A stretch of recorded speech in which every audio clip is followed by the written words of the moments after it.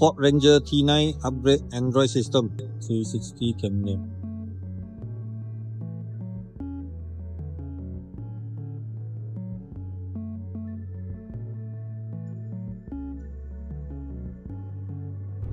Okay, lepas upgrade Android system ini, original punya system still maintain macam aircon panel.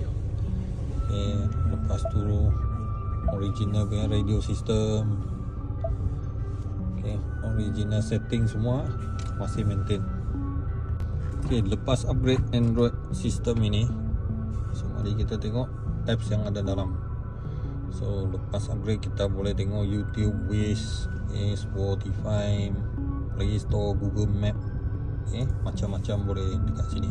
Okay, 360 ni masa kita reverse, dia akan automatic keluar. Okay, sama juga masa kita bagi signal pun dia akan tunjuk view kiri, ikut signal kiri, view kanan ikut signal kanan. Owner pakai Ranger T9. Kalau ada minat nak upgrade Android system ni, boleh datang kita punya kedai Drex.